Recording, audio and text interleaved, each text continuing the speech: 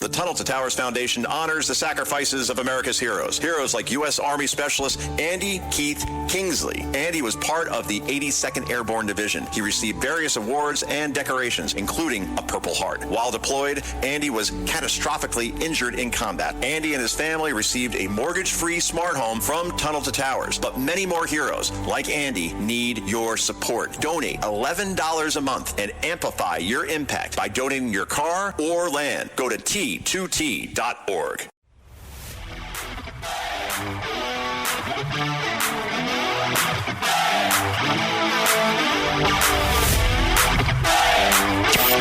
He's at war with woke. Joe Concha thinks liberals are a joke. Joe Concha. This is the Joe Concha Show, weekday edition, sponsored by the Tunnel to Towers Foundation. Here's Joe Concha.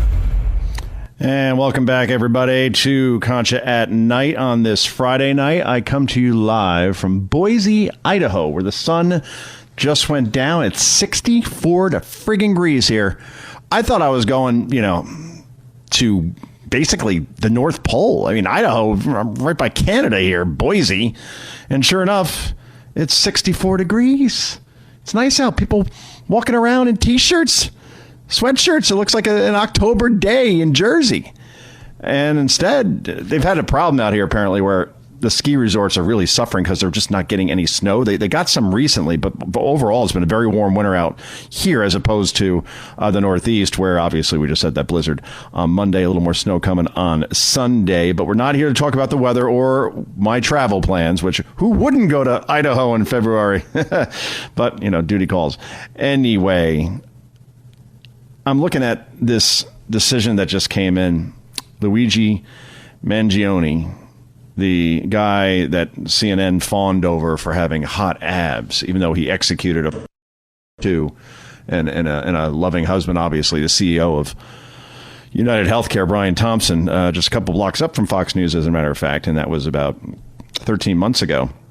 And this Mangione, who was very upset about his healthcare plight, apparently, decides to kill the CEO of a healthcare company to make a point, I guess. Shoots him in the back like a coward. And then the thing is that he killed the United Healthcare CEO, and Mangione didn't even have United Healthcare as his health provider. So why he did this, allegedly, I guess I'm supposed to say legally, but he's all over video. You see video of him literally executing Brian Thompson in the street when he was just going out to get coffee before meetings in Midtown Manhattan around 53rd Street. The U.S. Attorney's Office for the Southern District said it accepts the U.S. District Judge Margaret Garnett's January 30th decision to dismiss a death penalty eligible murder charge against Mangione. And obviously, that shooting happened on December 4th, 2024. Despite not being tried on murder charges, Mangione still faces 2 federal stalking charges. He murdered a guy. Stalking? How do we get to stalking exactly? I never went to law school, but that doesn't sound too formidable. That sounds like the type of thing where this kid will be out in a couple of years. This is just insanity. All right. Mangione, 27, also faces life in prison at a separate murder trial in state court. Okay, thank God. Slated to begin in June. He has pleaded not guilty to Thompson's killing. And I don't know if you've seen this. It really is just utterly sickening. But there is a GoFundMe page for Luigi Mangione that primarily younger people have donated to. 7 figures, more than $1 million. Free Luigi T-shirts, coffee mugs. You could buy almost anything you'd like online.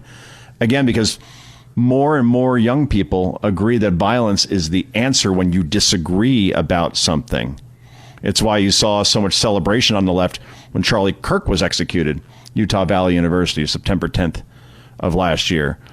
And now Mangione has $1 million waiting for him in a GoFundMe page if and when he eventually gets out for murdering a guy.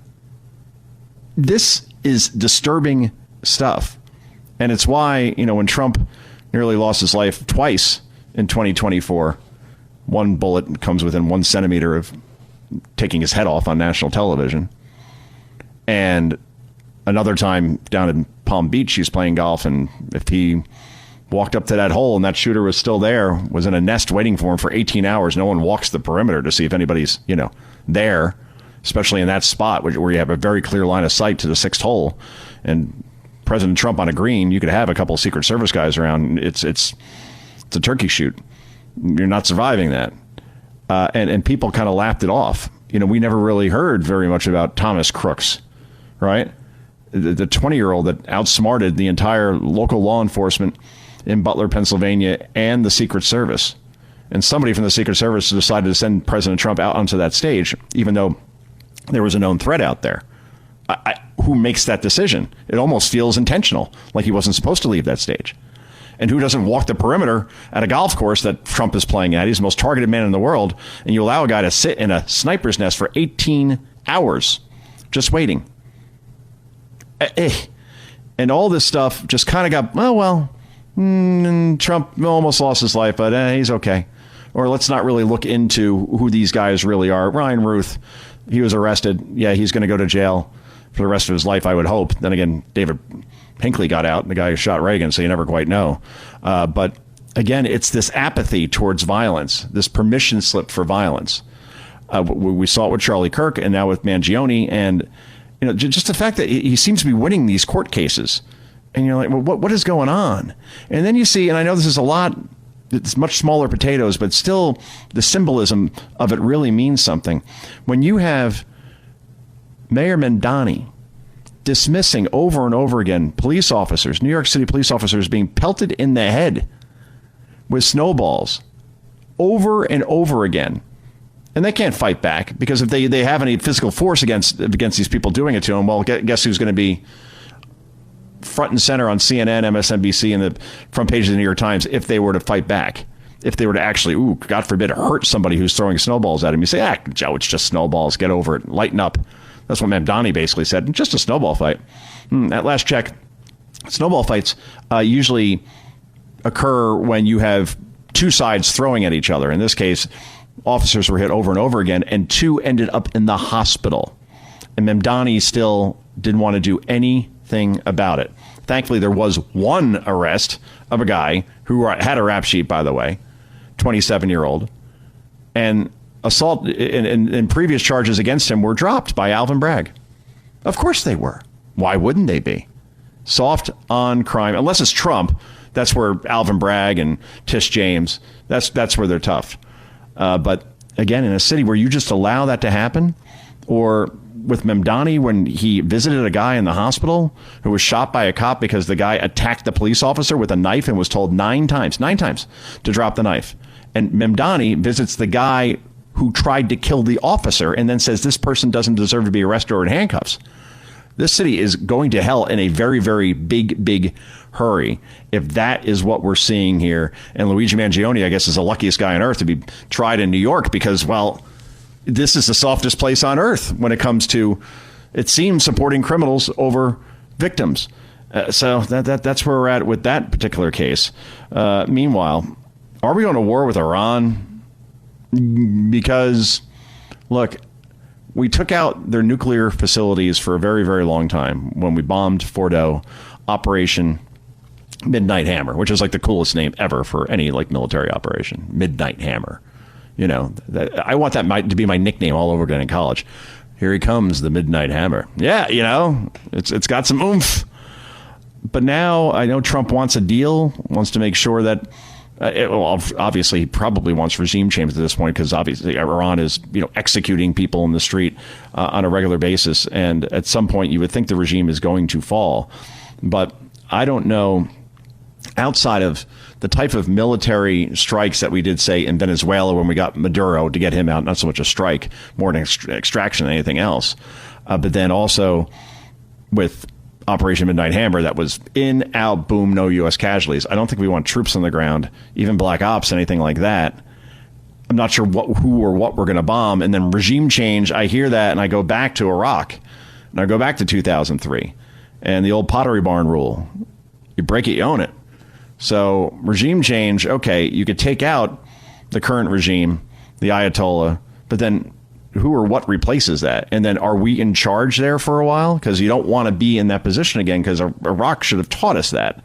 And Trump has always been make America great again, America first, right? Always an America first agenda. I'm not sure this would be an America first type of scenario because, again, we'd be bogged down in something for a long time, and that doesn't allow us to concentrate on making things great here completely the way we should. So, again, his military team is impossibly smart, and they've done a phenomenal job to this point. Trump on foreign policy has been phenomenal to this point. So I don't want to doubt his instincts because they've invariably been right when many people questioned them in the past.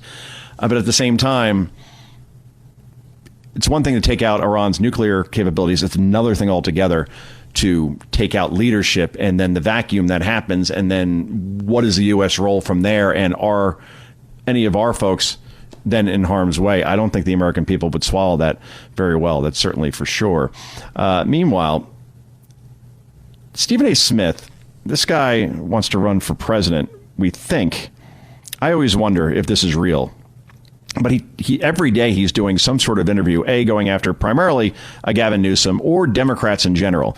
So he wouldn't be a, get along to get along kind of guy. Like, he would go in there and be a complete disruptor, much like Trump was in 2015, 2016. I am not comparing Stephen A. Smith to Trump, by the way, in the sense where Trump was a viable candidate, having run businesses his whole life, having been impossibly successful. Yeah, a couple of failures along the way, but, high risk, high reward. That's going to happen. Ultimately, though, Trump came out a billionaire on the other side. And I think the only comparison I would make between Smith and Trump is the fact that they are excellent at making arguments. They're very passionate in what they say, and they're fearless. All right. So, but that's where they end. Like, can Stephen A. Smith run the country? Does he have any experience running anything? I mean, he was a college basketball player. Then he got into writing mainly about the NBA, and then signed with ESPN, and he talks about sports. And he seems to know some things on a very 30,000 foot level as far as generalities of what's right and wrong. And he seems to be a common sense guy, like a Fetterman, like a Bill Maher, kind of, when it comes to the woke stuff anyway. But here is Stephen A. Smith, again, making a very common sense argument. And here's what I'll say. I hope he runs, because if he's on a debate stage with AOC, Newsom, Buttigieg, that would be very interesting, because he would be the most articulate of the four by far, and he would be the most common sense candidate by far. Would the left wing of the party accept him? Even being a black guy? Probably not. Anyway, here he is on the Epstein files, making a very, very good case as to, well, I'll let him make the case. This is cut number 3. Go. Ladies and gentlemen, keep in mind that the Epstein files were in existence and free to have been opened during the Biden administration. You were there for 4 years. How come you didn't open it as a Democratic Party then? What am I missing? Yeah, the passion's certainly there. And he's right. You were free to open it for 4 years. And now you're screaming about, well, because you think Trump's in him, I guess. And again, if he was, it would have been released 2015. The minute he started getting any momentum for that nomination, or at least after became the nominee in 2016, those things would have been released in about 3 minutes, leaked to the New York Times, if Trump had any wrongdoing in it, just to take him out right then and there before, obviously, he gained power, which he did. Meanwhile, here's Representative Tom Scuzzi. Okay, he is a Democrat from New York, and this is a great exchange on CNN where he is just rattling on about why we need to have all the Epstein files released, even though millions of pages apparently have. But just, it's all death by innuendo, right? That it's, if there's enough smoke and we say Trump over and over with the name Epstein, then enough people will believe that he's actually a pedophile. But nevertheless, he gets called out on this. And when he's asked, hey, why didn't you worry about this when Trump was or when Biden was president? Well, the answer doesn't go too well. This is cut number 5. Go. I think everybody is tired of the political games. People are just tired of this. I mean, why would you question Hillary Clinton in the first place? I read her statement today. She said, I've been fighting for women and girls my entire life. Why are you questioning me instead of working to make sure all the files are released? Why are you coming after me instead of making sure that the redactions are proper redactions that protect the victims and expose some of the powerful people and their politically connected people? Why are you questioning me instead of questioning the guy that said, I want to go to the wildest party that you have on the island. When is that going to be? Why are you not questioning the Secretary of Commerce who says, I wouldn't go near that disgusting guy, and then it turns out he did go to the island? Why did you not ask those questions for the 4 years in which you had control? I was never paying attention to this issue. I have to be honest. It's not a big issue. Why now? It's not my big issue. You never heard me talk about it before. You seem pretty passionate. Because I'm here tonight to talk about this issue, and I'm disgusted by the fact that the American people don't know who to trust about anything. What did you think about when your colleague Ro Khanna went down to the House? Wait. Okay, we can end it there, guys, because we got to go to break. But why didn't you ever talk about it before? I never saw it as a big issue. Well, now you do. Check, mate. Anyway, this is Joe Concha. This is Concha at Night. Back with so much more in just a moment.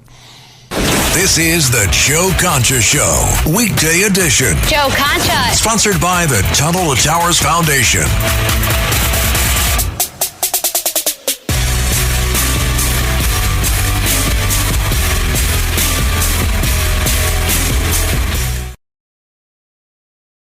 The Tunnel to Towers Foundation honors the sacrifices of America's heroes. Heroes like U.S. Army Specialist Andy Keith Kingsley. Andy was part of the 82nd Airborne Division. He received various awards and decorations, including a Purple Heart. While deployed, Andy was catastrophically injured in combat. Andy and his family received a mortgage-free smart home from Tunnel to Towers. But many more heroes, like Andy, need your support. Donate $11 a month and amplify your impact by donating your car or land. Go to T2T.org.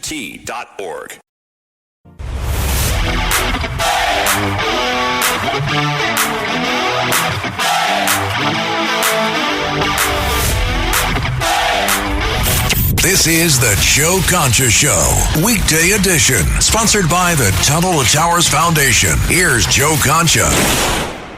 All right, everybody. So the Clintons have been, I guess, testifying. And I laugh only because, can you believe a word any of these people say? What's the point? Perjury? What's that? We saw it so long ago with Bill Clinton, for example. Let's play that cut. Cut number 16. 16. The memories of, let's see, that's about 28 years ago. Go. But I want to say one thing to the American people. I want you to listen to me. I'm going to say this again. I did not have sexual relations with that woman, Miss Lewinsky. I never told anybody to lie, not a single time, never. These allegations are false, and I need to go back to work for the American people. Thank you. He turned his back on questions. Yeah, the clap as was. The First Lady followed. The applause is a nice touch, no question about it. But let's hear from Norm Macdonald on SNL 30 years ago, who questions Hillary Clinton's honesty. Cut number 4, go. For years, Hillary Rodham Clinton has told people that she was named for the first man to climb Mount Everest, Sir Edmund Hillary. But as Esquire magazine recently pointed out, Sir Edmund did not climb Mount Everest until 1953, 6 years after Hillary was born. However, the First Lady does have a good explanation for the discrepancy. She loves to lie.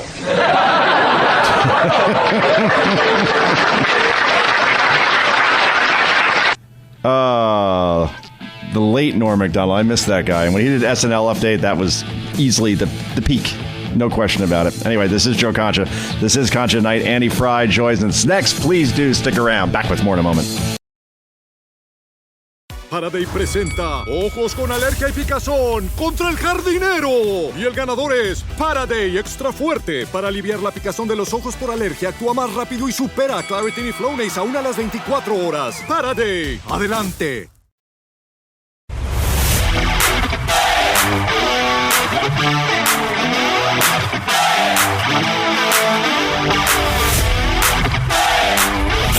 This is the Joe Concha Show, weekday edition, sponsored by the Tunnel to Towers Foundation. Here's Joe Concha. Okay, let's bring in Annie Fry. She is the host of the Annie Fry Show. That's on 97 FM Talk, 12 to 3 p.m. That is Central Time, a little bit earlier by us on the East Coast. But since this is nationally syndicated, find Annie. Pretty easy to do online. Annie, thanks for joining us on a Friday night. You're usually clubbing at this time, and you took time off from that clubbing itinerary to join us, so we appreciate it. Yeah. 8:30 p.m., 4 kids. They're all downstairs watching the Michigan-Illinois game. So, ILL, we'll see how many people I have set that way. Some toasted ravioli and pizza, and I'm upstairs talking to you, Joe. The clubbing days are long Toasted ravioli. I've never heard of toasted ravioli before. Okay, that is as St. Louis as it gets. There's a place called Emo's Pizza. John Hamm, St. Louis guy, he brings, if he goes on to a nighttime show, he'll bring Emo's Pizza out there. But you got to learn what toasted ravioli is. It's a St. Louis thing through and through. It sounds very healthy. So that's Friday nights aren't made to be healthy. We don't talk about that. That's not the point of toasted ravioli. I wonder whoever decided that Friday nights is like an absolute carbs pizza kind of night. Maybe because of Lent, maybe you can't have meat, and then that led to I think you really can't have is pizza, right? Did you give up anything for the Lent, by the way? I used to do that, and I just always kind of failed at it. I'm Lutheran, but we're very close to Catholic, so we do observe Lent and, Ash Wednesday and all of that stuff. So I try to have better language, but I need to keep trying. Yeah, I've given up so much stuff. There's not much to give up at this point. I'll give up dessert. On Friday nights. That's what I giving gave up. Clubbing on Friday nights. Yeah, I asked my son, what would you give up? And he's like, and he couldn't come up with one thing he would actually sacrifice. So, yeah, exactly. Yeah. Thank you. Exactly. Oh, man. But anyway, let's get to the fun political stuff. So, where shall we begin? Let's talk hockey. All right. Your Blues won it a couple of years ago. My Devils haven't won a cup since 2003. Which, boy, time flies. It's suddenly 23-year drought. It's when did that happen? But all of a sudden, we do have Jack Hughes, and we do have a very bright future, I would think. Let me play for you this clip because I think it's so awesome. Well, actually, I'll explain it because it looks like it was cut a little bit too long here. But basically, Jack Hughes was on ESPN, and he made $100,000 shot live. Of course he did. Basically, of course he did, right? And it goes to the charity of his choice. What's that? He's the golden goose right now. I think that's the magic of Jack right now. And I know I want to talk to you a little bit about Rapinoe because there is something so incredibly contagious about Jack. And I say this because I'm a Blues fan because I'm a St. Louis girl through and through. But I'm not. We watch a ton of sports. Hockey has never really been the one that I know really well and study. So it's I cheer for the home team. By the way, I think the Devils are in St. Louis tomorrow. So St. Louis is excited to see Jack Hughes in the flesh there tomorrow. But I looked it up. He's 24 years old. He's going to be 25 in May. And if he wants to run for office someday, he can run for office someday. This moment that he was thrust into, he has not missed a mark on just bringing people into the joy and the celebration of everything that is good about this. So many obstacles thrown in front of him, trying to trip him up. And he can't miss, just like that $100,000 shot. The man can't miss. It's exactly what our country needs right now. Yeah, and it's so authentic, right? It's not like PR person gets to him and says, say all the right things. It comes from the heart. And this should be, again, I keep going back to 9/11 when George W. Bush threw a perfect strike from the rubber at Yankee Stadium, Bronx, deep blue, and the crowd roared in USA, and it didn't matter whether he was a Republican or a Democrat. Everybody came together. And now it just seems like the left just craps on everything. They're just miserable people. And, let me play a little bit of the Jack Hughes clip here because it's that good. This is cut number 12, guys. Cut number 12. Go. Do you think you could have a little dangles and maybe put this hockey ball with this stick into that hole right there for a $100,000 donation to a charity of your choosing? Really? Yeah. Hell yeah. Okay. Let's go. Let's do this before we let you get on the road. Off, right? Yes, sir. Yes, sir. We'll use this one here. You're going to be up yonder. It's slanted a bit. Be careful. Listen, I don't know if you're going to be able to handle this right here. Okay. Ball hockey. Did you grow up playing any ball hockey or are you strictly ice? Hold on. Don't shoot yet. Hold on, please. We'd like to build the moment. Pat McAfee, by the way. You got pretty good danglers there. Silky mid-slide. And this isn't a hockey puck, Andy. This is a rubber ball. It's a kick of destiny. I think he said that to you when we FaceTimed you, right? Yeah, he said he wanted to do a field goal kick, He wants that. He wants one of those. I like the way you boys are trying to angle it to more money. Okay, I do. I really do appreciate that. Okay, have you ever, is this seemingly an easy task for you as an actual hockey player? Because we looked at it and we assumed you'd be able to accomplish it, but not 100% sure because this is an abnormal thing. I actually am nervous right now because this looks kind of hard. Jack, you scored the gold. I'm on the Pat McAfee show. I want to make this shot. There is not 26 million people watching. That was the Olympic gold medals. $100,000 to a charity of your choosing if you're able to put that ball into that hole right over there. Jack Hughes, you've made your entire country proud. You've made all of hockey proud. And now you can win $100,000 to a charity of your choosing. Jack, put it in the hole. Oh my God! Never a doubt. Butter. Never a doubt. That's a nail gun right there. Yeah, so we'll cut it off there, Tony. Give me the chance. Let me do it. Like, he wants to shoot that shot and he doesn't back down from it. What's more American than that? Exactly. It's like on a concrete stage, and he's got to get it through like this little tube, and it's a rubber ball, not a puck, and right down the middle. Now, to your point before, because you brought her up, Megan Rapinoe, okay, goes on this podcast, and you want to talk about somebody who you absolutely positively would root against, even if she plays for the USA, and I kind of did during the last World Cup because she's just so utterly rude. But here she is, cut 11, guys, and this is Megan Rapinoe calling Jack Hughes a clown. Really, cut 11, go. United States men's hockey team, in their utter moment of glory, childhood dreams come true, once in a lifetime accomplishment, sensational, ruined it for themselves. Ruined it. Because they allowed themselves to be totally co-opted, yep. Yeah, by a clown. And now you're a clown. You look like a clown. Wow. So I guess what Megan is saying here, Rapinoe, is that when the president called, they should have turned down the call, turned down the military plane, turned down the chance to go to the State of the Union, which it's not StubHub where you can just get tickets and just walk in. Like, this is something that very, very few people on this planet ever get to experience. And all because she said a couple of years ago when she was asked during a World Cup run for the women's team, are you going to the White House? And she said, I'm not going to the effing White House. And got all over MSNBC for that. So I'll let you take it from here. But boy, what a miserable human being. Oh, she's insufferable. And I mean, 2 points. The first one's a cheap shot, but I can't miss it because she's the one who invoked the word clown. First of all, this is radio, so people don't know what she looks like. But when you see the clip, you're going to be like, she looks like a clown. She looks like what is the music video where they wear all the red hats? The little cone red hats. It's like an 80s song, and I'm going to think of it as soon as we hang up. It's you can. She looks like you must have. Yeah, it's Devo. Thank you, Tony. Yes, Devo. And she knew what I was talking about because it's true. And the second thing about the clown thing is she looks ridiculous. She wears purple hair all the time. She looks clownish in and of herself, but she's absolutely miserable. She's saying these guys who are having the absolute time of their lives, and America is soaking up the opportunity to chant USA once again. I think that every time you chant USA, it's like every time a bell rings, an angel gets its wings. Every time you chant USA, Megan Rapinoe's soul just exits her body just a little bit more. Because when you look at her, she looks miserable. Why would you watch her on this podcast and watch her call these people who have captivated the hearts and minds of America on the left and on the right? Why would you look at her in her slow, labored delivery and be like, you're right, I'd really like to be on your side. You look like a lot of fun. Give me a break. She's miserable. And she could just be miserable. Just keep being miserable, Megan. It's fine. Just be over there and be miserable. We're over here. We're having a party. USA. She makes Kathy Bates in Misery look happy. That's how that went. And here's where she's got some real, for lack of a better word here, balls to say what she said. Because remember, in 2023, when the women's World Cup team, heavily favored, I mean, no one's going to come close to beating this team. They won 2 consecutive times, the women's World Cup.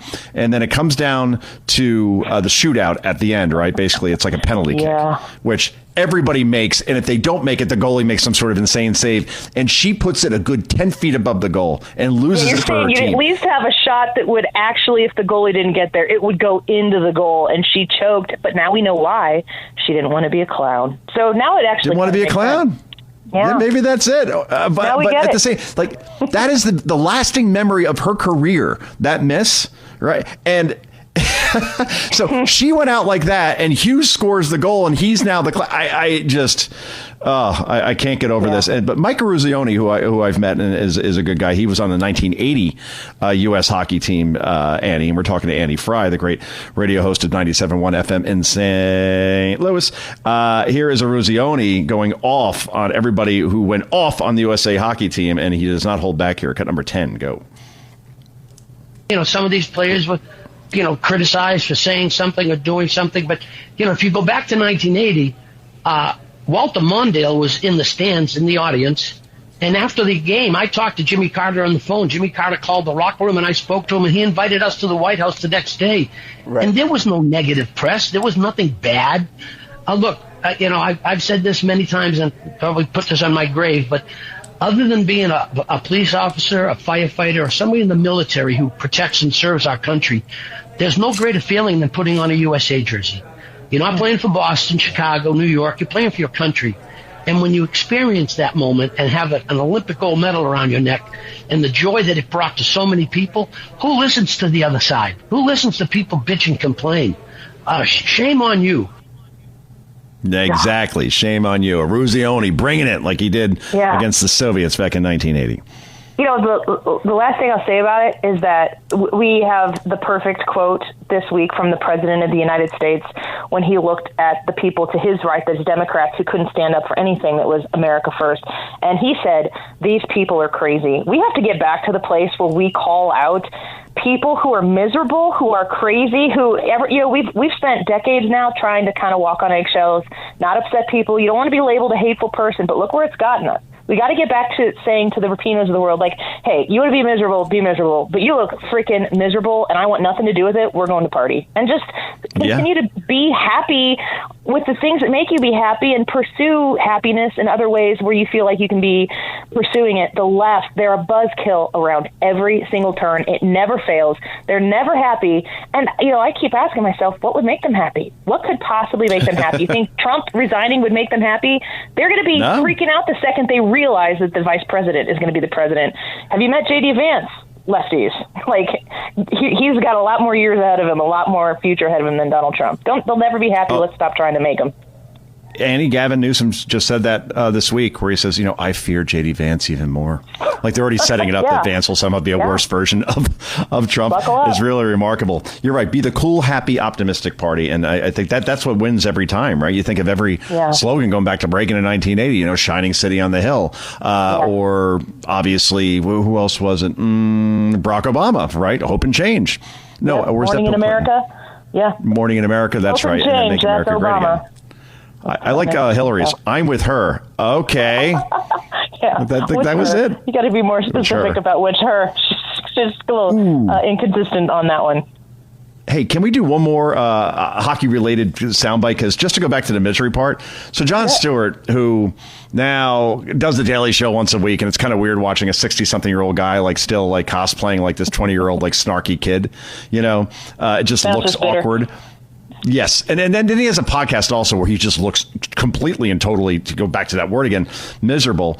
Here he is going off on the USA men's hockey team for being, they're just too happy to have won this. They're sore winners. And this is cut number 8. Cut number 8, go. So I offer, it's very rare in athletic competitions that you see sore winners.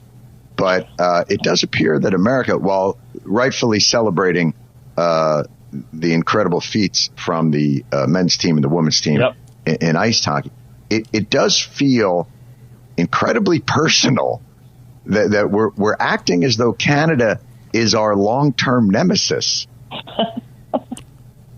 Dude, if you follow hockey, there's no more Soviet Union.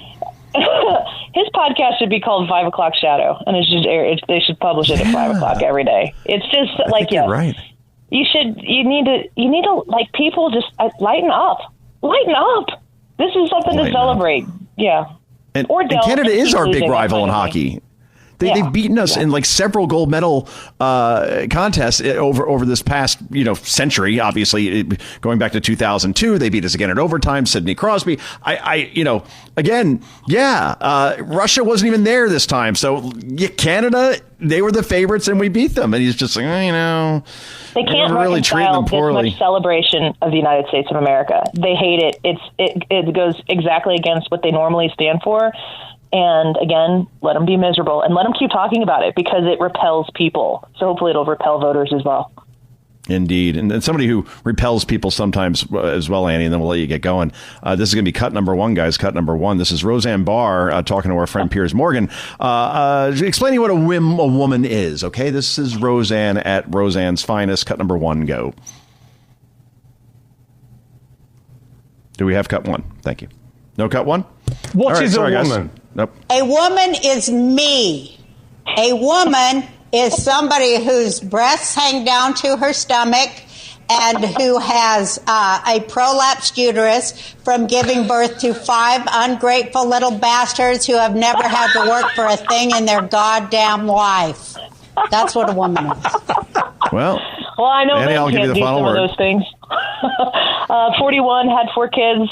I could get plastic surgery or do a handstand and everything would look the way it used to. So, I'm on my way to being Roseanne Barr. Wow. Yeah, you're like JD Vance, right? JD has a 4th on the way. I don't know how you do 4. I do 2, and 2 is... Yeah. It feels like a heavy lift. A lot of running. But you're still playing man-to-man, but you get to 4, that's zone defense, and just, pray to hang on. But anyway, I'm being told we got to go. But Annie, thanks so much on a Friday night. No clubbing for us, but perhaps we'll, next time I'm in St. Louis, we'll do that whole, what is that, toasted ravioli thing? Toasted ravioli. I'll send you some sometime. Thank you, Annie. Have a good night and a good weekend. And this is Joe Concha. This is Concha at Night. We wrap this puppy up in just a moment. This is the Joe Concha Show, weekday edition. Joe Concha. Sponsored by the Tunnel to Towers Foundation.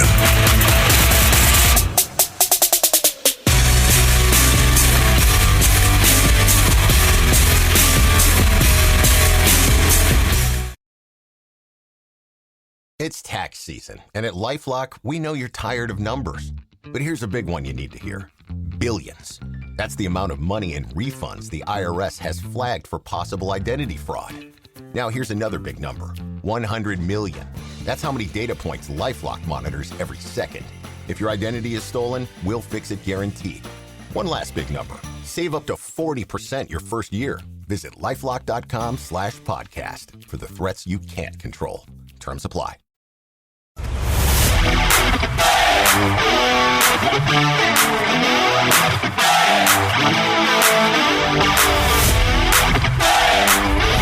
This is the Joe Concha Show, weekday edition, sponsored by the Tunnel to Towers Foundation. Here's Joe Concha. All right, let's play our funnest clips of the day. Most fun, if you want to use proper English. Anyway, here's Morgan Freeman. Now, Shawshank Redemption is my greatest movie of all time. In my book, it is the greatest movie of all time. Plot twist, I mean, if you haven't seen it, I guess I can't give it away. But one scene where a poster gets removed from a wall, I don't know. That was kind of cool stuff. Anyway, but Morgan Freeman is a narrator throughout the movie, and he plays the character of Red, and you can't see anybody else playing that character in the movie. But Morgan Freeman is like 95% of all Hollywood, I guess, and is profoundly liberal. So he goes on MS Now, the old MSNBC, and just cannot understand how Donald Trump could be in office if he's a convicted felon. I'll give you the punchline on the other side of this. This is cut number 9. Cut number 9. Go. Well, personally understand how a convicted felon, convicted, 34 felonious, is that word? Mm-hmm. Counts of wrongdoing gets to be president. How do you do that? Well, here's the thing. Outside of playing Red in Shawshank and obviously in the Christopher Nolan Batman movies, playing Mr. Fox, at the same time, Morgan Freeman once played Nelson Mandela. Now, let's think about this. Was Nelson Mandela ever convicted of a crime and put in jail? Yeah. So, to answer your question, Mr. Freeman, you can't understand how a convicted felon gets to be president when you played a guy literally who was a convicted felon who got to be president, and Nelson Mandela. Boy, that thing just wrote itself, didn't it? Oh, I love my job. Anyway, everybody, thanks so much for joining us here tonight. It was a great time here from lovely Boise, Idaho. Yes, I am out here for a speech.